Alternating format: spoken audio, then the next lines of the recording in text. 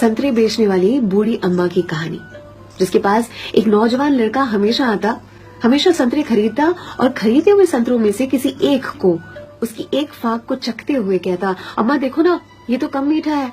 और अम्मा हमेशा दूसरी फाक को चखते हुए कहती, नहीं बेटा, ये तो बराबर मीठा है। फिर भी ये लड़का बड़ी बेरुखी के साथ उसे खुले हुए संतरे को वहीं ठेले पर छोड़कर चलता बनता। अब इस नौजवान के साथ उसकी पत्नी भी हमेशा हुआ करती।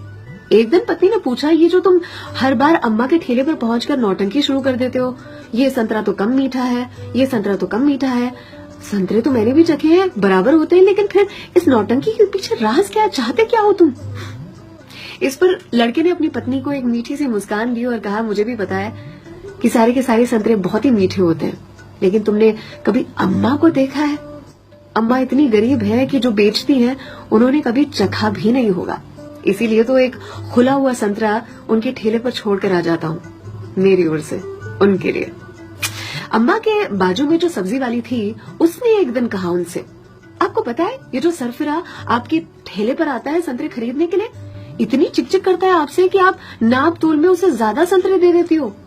इस पर अम्मा ने कहा कि वो कभी मुझसे संतरे की मिठास पर चिकचिक करता ही नहीं है, वो ये चिकचिक करता है मुझे संतरा खिलाने के लिए, एक छोड़कर जाता है। क्या मुझे पता नहीं है? उसकी चिकचिक में भी उसके प्यार की मिठास नजर आती है। वो कहते हैं ना कि मेरे हिस्से से ज्यादा तूने मेरी थाली में परोसा है, कितनी भी मुश्किलें दे ऊपर वाले, मुझे तुझ पे भरोसा है। छीन कर खाने वाले का कभी पेट नहीं भरता और बांट कर खाने वाला कभी भूखा नहीं मरता। अगर कोई ऐसा दिखे, उसकी मदद जरूर से करे। इसी को तो कहते हैं जियो दिल से। सलाम, दुआ, वणकम, प्रणाम, सत श्री अकाल, केम छो, सारू छे? अहमदाबाद